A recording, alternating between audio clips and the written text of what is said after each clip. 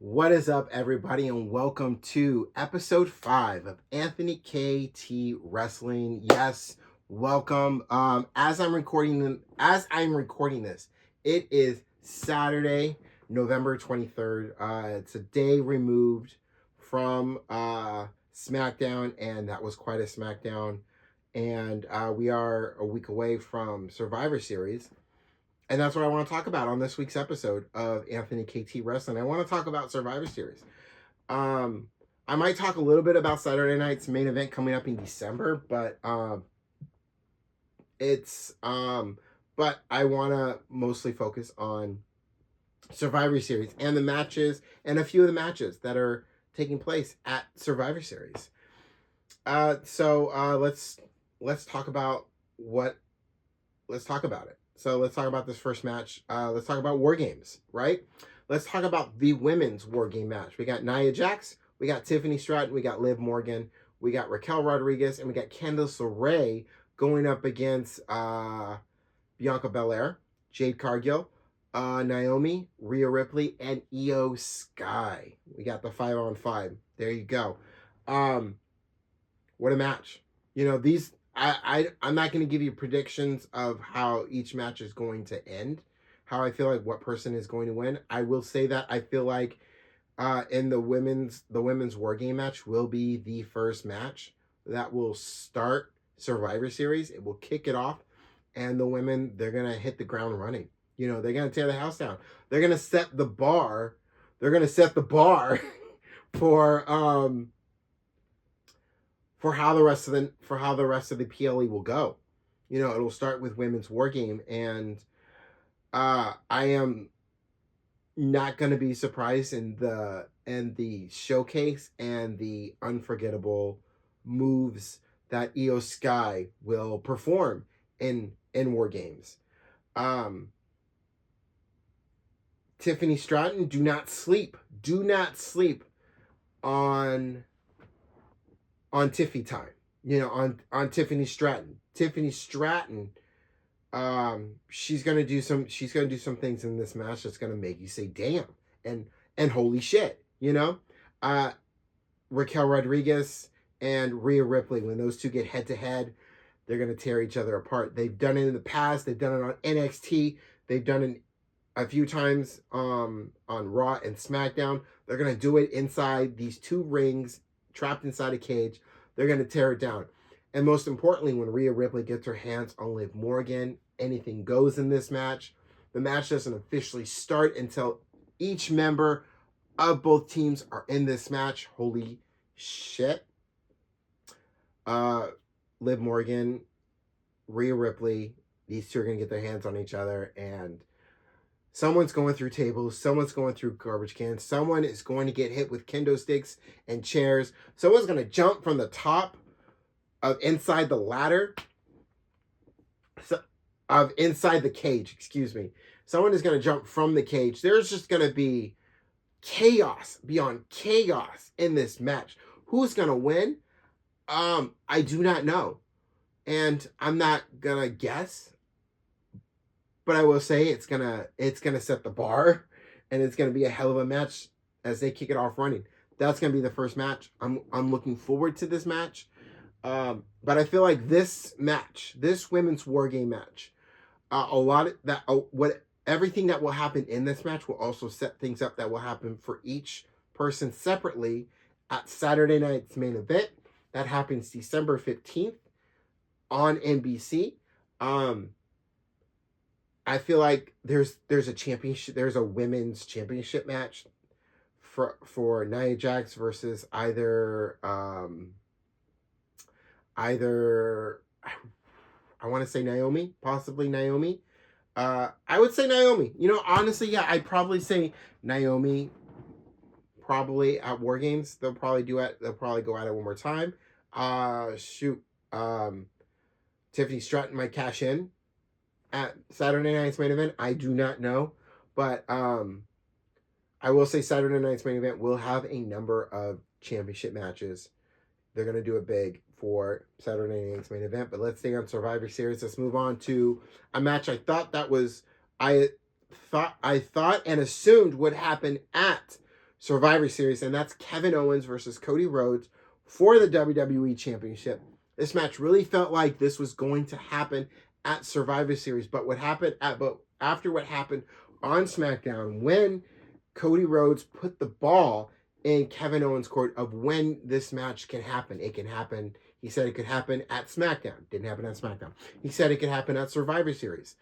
And he said, or it could happen at Saturday night's main event. You say when, I will be there, and I'm going to kick your ass. That's Cody Rhodes. And when he said Saturday night's main event, I'm like, oh, okay, that makes a lot more sense to happen at Saturday night's main event instead of Survivor Series.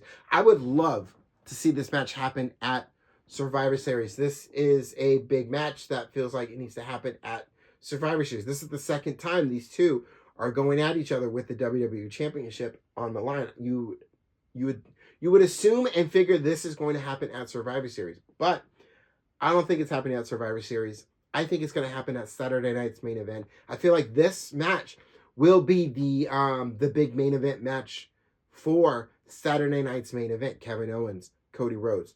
Saturday night's main event for the WWE Championship. I think that's where that's going to happen. It's going to happen there. We still got a week until Survivor Series. So in that week, if it happens, great.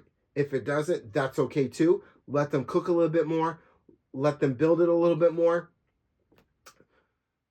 Saturday night's main event is really not that far off. So if they do it there, they do it there. Let's move on to a championship match that is actually taking place at Survivor Series, and that is the World Heavyweight Championship, Gunther versus Damian Priest. Round 2. These two are going to tear it down.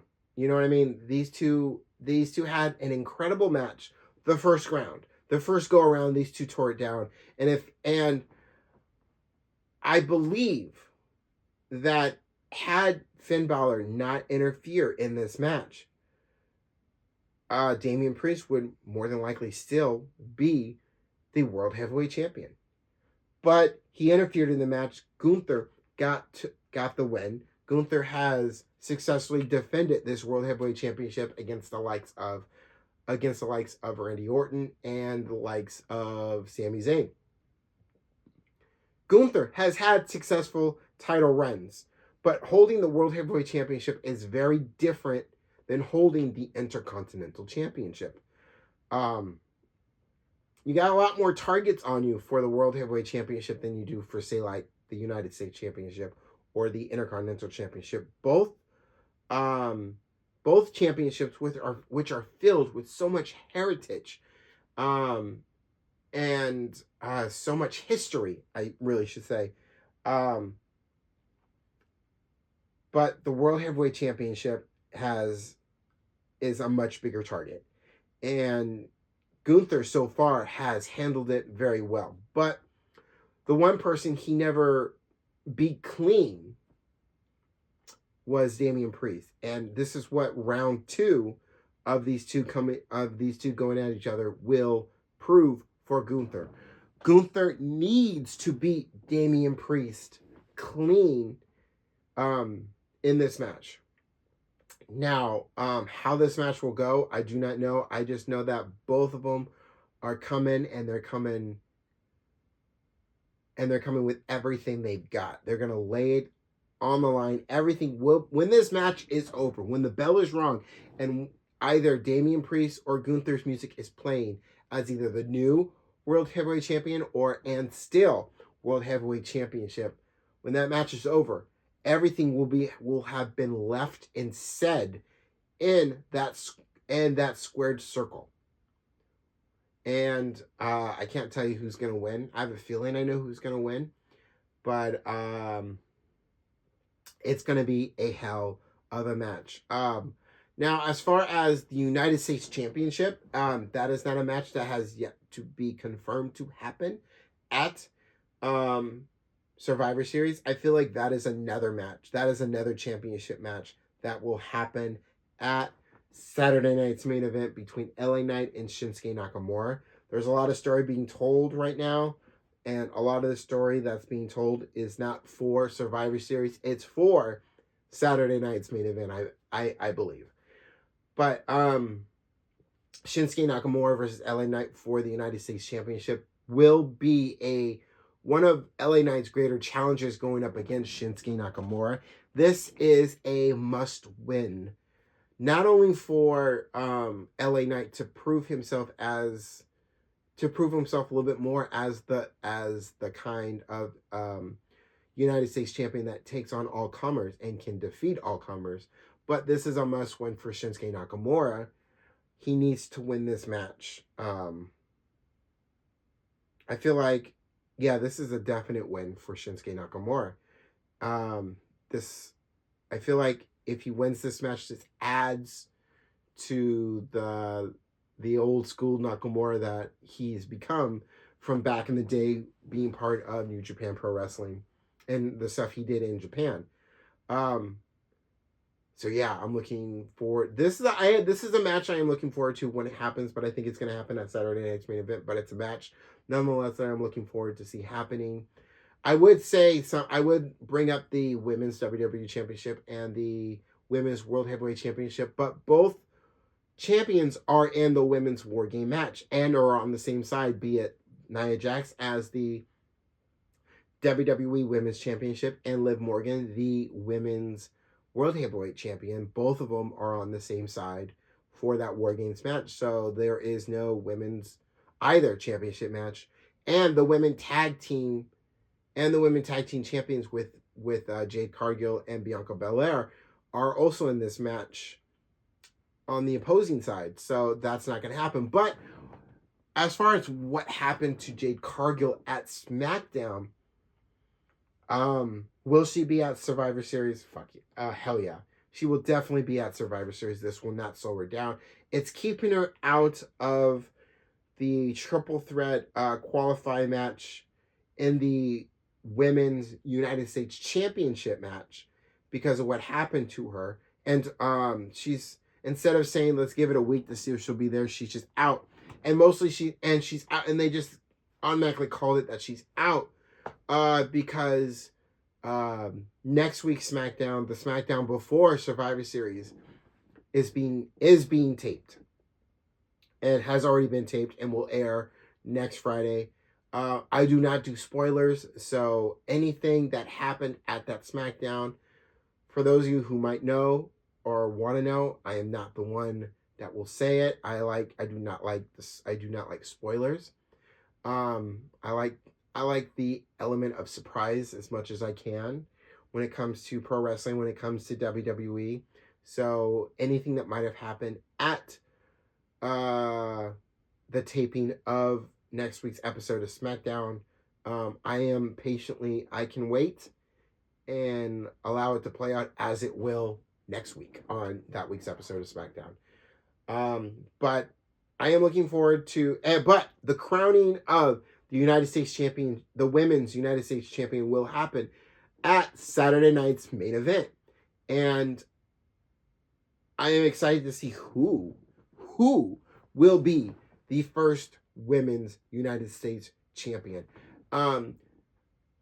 There needs to be a Women's Intercontinental Champion because the women who are facing off for this championship, for this Women's United States Championship, are all women from SmackDown. So it's only fair, and it's much needed, and it's well deserved that the women of Raw get a Women's Intercontinental Championship. I know this is something Triple H and someone like Triple H has thought of, and I know this is something that is eventually going to happen. The question is when, and if it's not announced by this year, by the end of this year, it's something that hopefully gets announced within the first 6 months of 2025. So we're going to hold on to hope that the women on Raw will get a Women's Intercontinental Championship. Okay. Anyway, let's talk about the main event. The main event that's going to happen at Survivor Series. That's War Games. That's the men's War Games. That's OG Bloodline versus Solo's Bloodline. Now, going into this match, this is a match that we have been talking about since summer. Going into from summer into fall, this is a match we knew that was going to happen. This was a culmination match. It's not the end of this Bloodline Civil War, but it's a very big step in that Bloodline Civil War. How it will end, I do not know. The Bloodline story is a 4-year in the making story, and it's been told very well for a very long time. And when you think it's over, it's not. And it has been one of the greatest stories told within World Wrestling Entertainment. I think in professional wrestling, in all of professional wrestling. So the fifth men for both OG Bloodline and Solo's Bloodline, we all had different ideas of who was going to be, which members, who was going to be on those OG Bloodlines, and they were mostly men who were recently signed. Certain men who were recently signed to WWE we thought were going to join these Bloodlines, but it wasn't the case. Solo's Bloodline's fifth man was Bronson Reed. Now with Bronson Reed, this is really a business decision for him. Bronson Reed has made it very clear that he will go through anyone and do anything that it takes to be a part of the main event spot. A spot he truly believes that he has earned and deserves.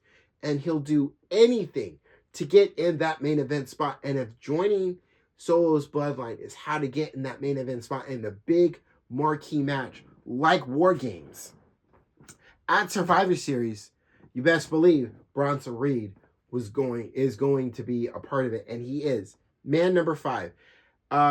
As far as man number 5 for the OG Bloodline, because Bronson Reed and Seth Rollins were in the middle of this big feud, and Seth Rollins lost the way he did at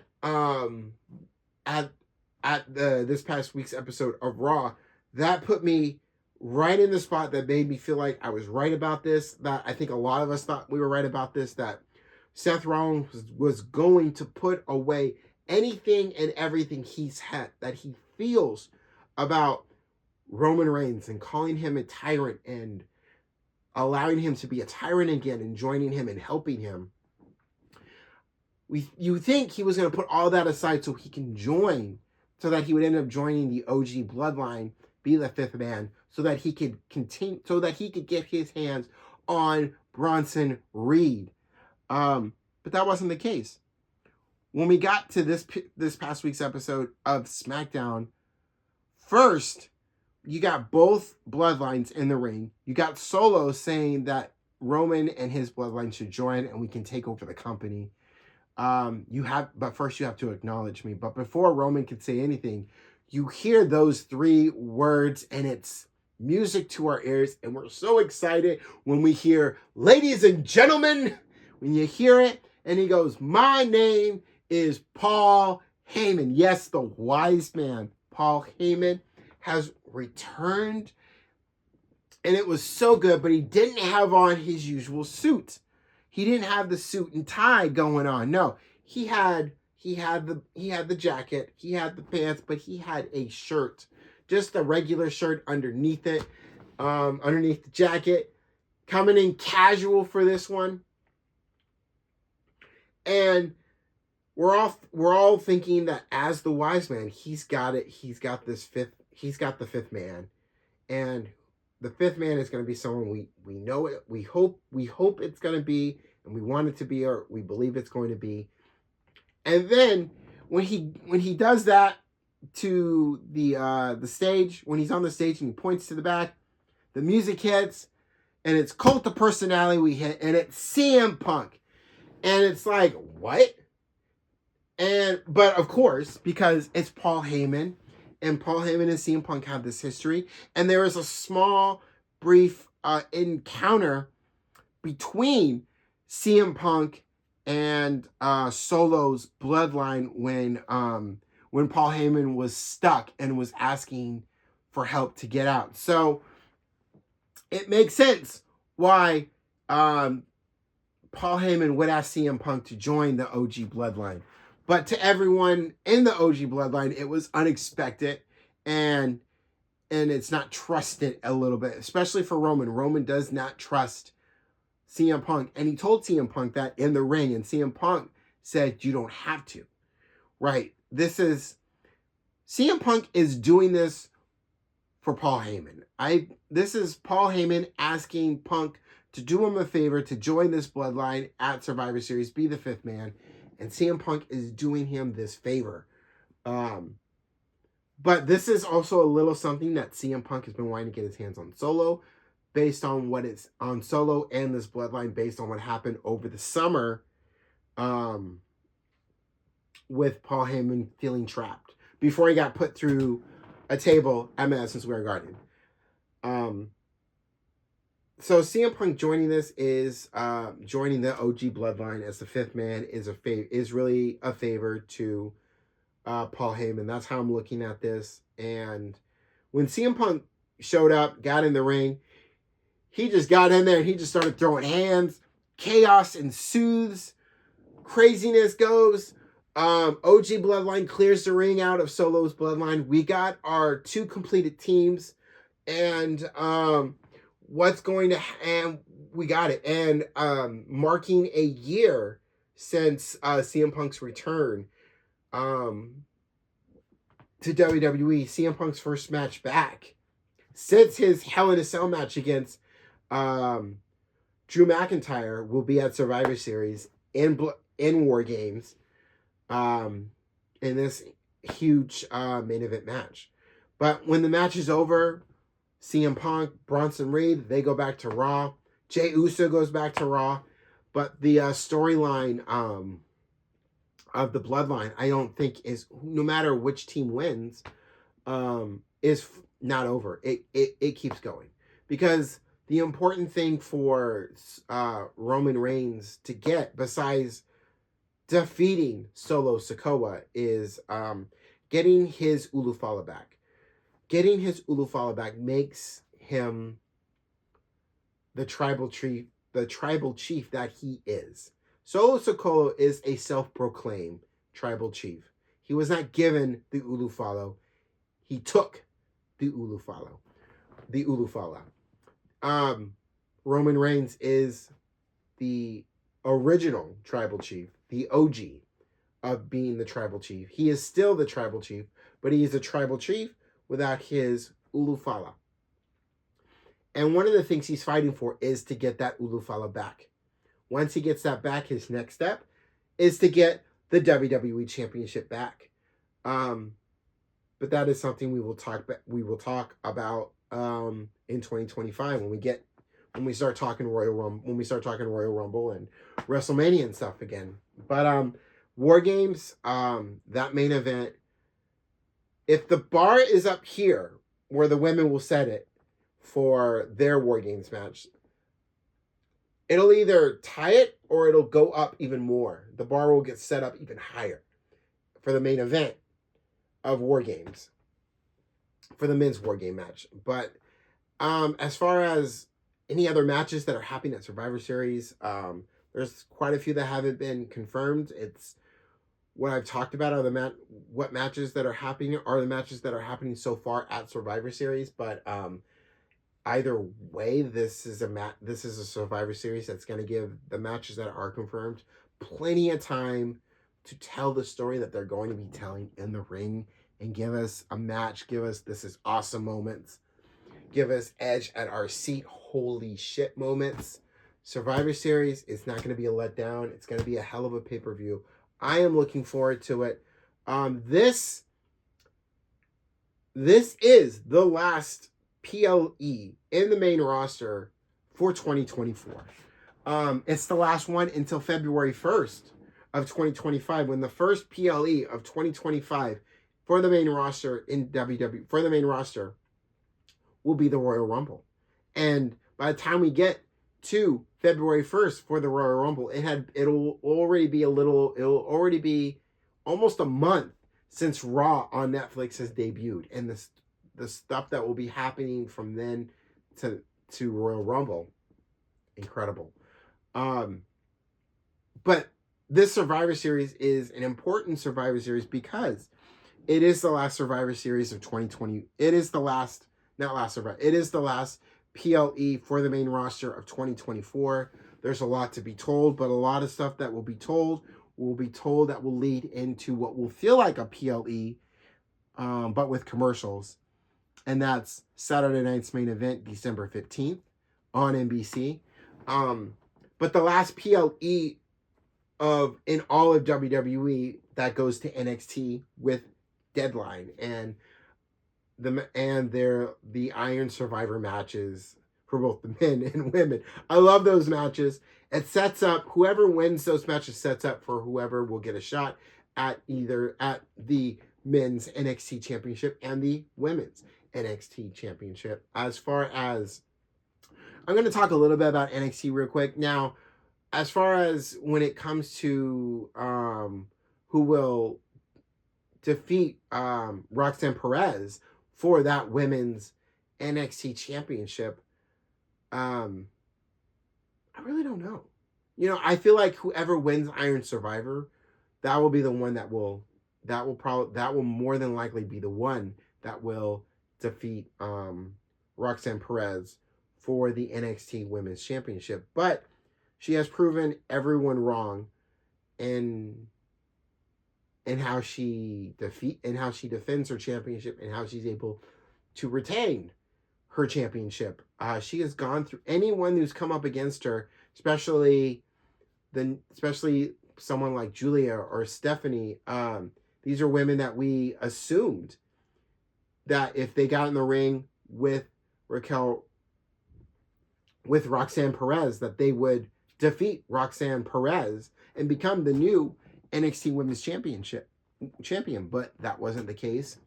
Roxanne proved them wrong, and Roxanne has had, I will honestly say, Roxanne has had a better title run this second time around than she did the first time around. The first time around when she won it, there was a lot for her. I feel like she was still trying to prove, not only to herself, but everyone in the back. This second title run, she's a lot more comfortable with who she is and how she conducts herself and how she defends her championship. So I am loving this second round versus how she was the first round. Trick Williams, he's doing a hell of a job as NXT champion, and who will be the one to defeat Trick Williams will more likely come at I want to say Stand and Deliver when we get to WrestleMania next year, but I'm not sure. But yeah, that'll do it for Anthony KT Wrestling. Just talking mostly about Survivor Series. I got a little sidetracked with NXT and a little bit with Saturday night's main event, but I'm looking forward to Saturday night's main event as well, and the stuff that the matches that are going to happen there as well. But as far as Survivor Series and the matches that I know that are going to happen at Survivor Series, they are all going to hit the ground running. They are all going to be great matches. It's going to be a hell of a show. I know I'm very positive talking about this, and I'm not very critical about it, but I try not to, I try to be critical about it, but I love this, and I love all of this. I am more of a WWE fan than I am when it comes to like Impact and TNA and New Japan and AEW. I love all of those, and I enjoy what I get from all of those. Each one of them offers something different from WWE, but WWE is something I've been watching since '87 when I first discovered it, and I can be critical about some things about it, but this time talking about Survivor Series and what's going to happen, I have nothing but joy and excitement for what's going to happen next Saturday. And the Triple H era has been a hell of an era so far. So it's gonna be fun. I'm looking forward to it. And don't forget to like and subscribe. And I will see y'all next time for episode 6 of Anthony KT Wrestling. I'm gonna hold back and say what I'm gonna talk about, but excuse me, I've got a few things that I want to talk about next week. But until next week, I'm Anthony KT. This has been Anthony KT Wrestling. I'll see you on the next one. Peace, y'all.